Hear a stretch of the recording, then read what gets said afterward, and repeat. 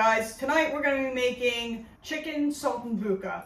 It's going to be chicken that is rolled with pencil thin asparagus and a little goat cheese, and then we're going to have Brussels sprouts and bacon, and then for a side we're also going to do a little mac and cheese.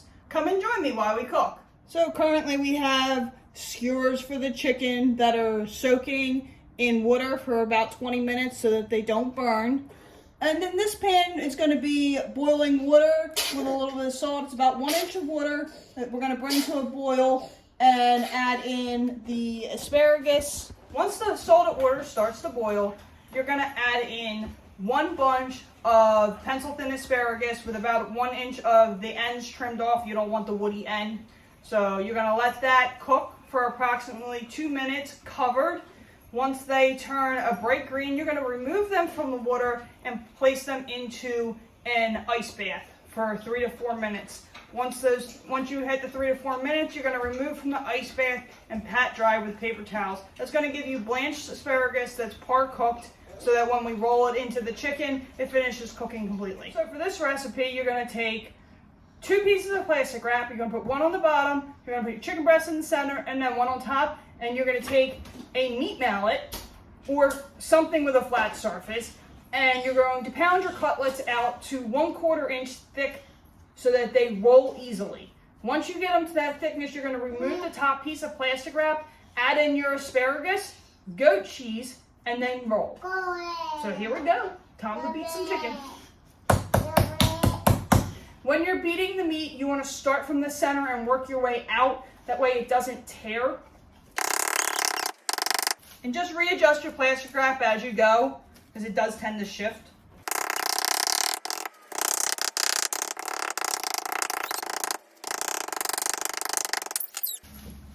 Once it looks like your chicken is about 1/4 inch thick, you're good to go. Remove your plastic wrap. Because my chicken breasts were on the larger side to begin with, I only have 2, so what I'm going to do is actually cut my chicken breasts in half. That way I have 4 breasts. We're going to be using goat cheese for this recipe. You will want to cut it down into like 1/4 inch slices. You know, get enough for all your chicken breasts. You can do 2 slices per breast, depending on how big you cut it.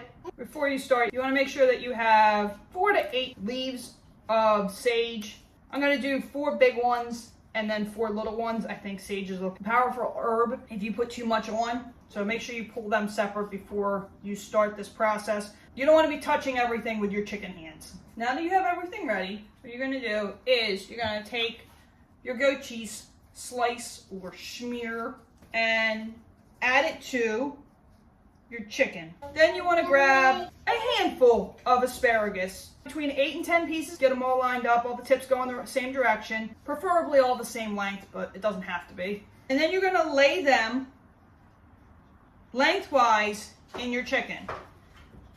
Give it a good press here, and because you thin the chicken out, it should roll nicely. So if you roll your chicken, roll it about 1/4 of the way, and then you can add a little bit more goat cheese if you want. So some of my chicken breasts are not necessarily the same shape. So as we do that, you're also going to want to lay in 1 of your sage leaves as you roll it around. And you want to just keep on going till you get to the end. Because this breast was a little oddly shaped, I only got 1 leaf in there, but whatever, it'll work.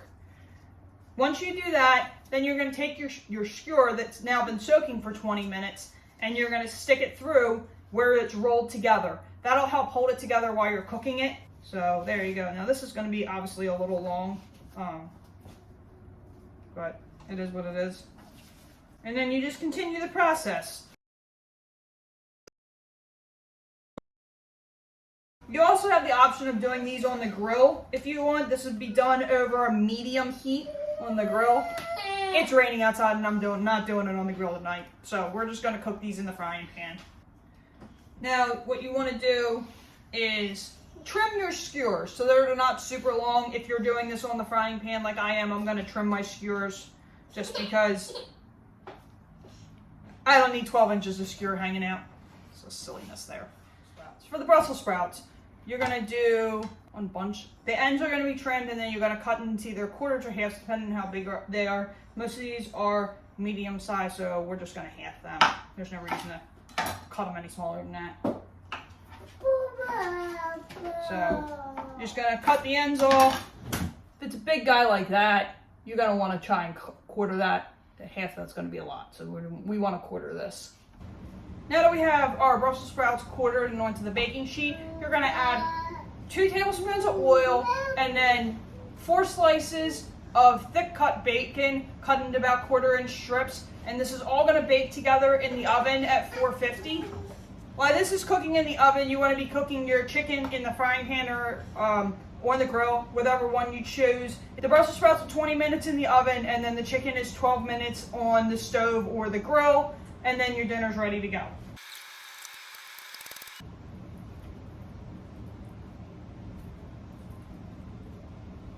Give this a good toss and make sure everything's coated nice and evenly, and spread it out, and then throw in the oven.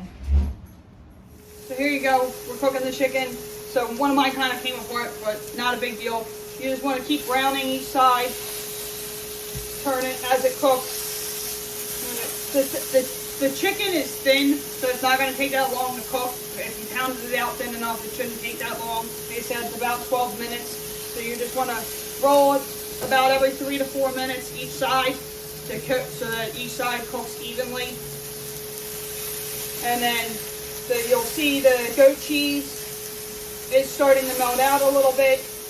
Not a big deal, that's why you put extra in there. You'll know when the chicken's done. Obviously it's not pink anymore, that's when it's done. As you cook the chicken, you can remove the skewers. If you cooked on the side where the chicken is overlapped, the chicken will sort of fuse together, so you don't need to skewer anymore to hold it together. The skewer is only to hold it together when it's not cooked. This is what it should look like if you're doing it in the frying pan. These are the 4 bundles I made. You can see the one that did come apart. But they do have some nice color now on them.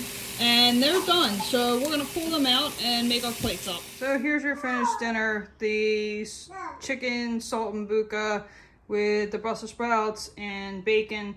They definitely are a little bit more darker than I would prefer, but following the directions that I should have just went with my instincts. So here's our dinner for tonight, and that's macaroni and cheese, the blue box kind. You know which one I'm talking about.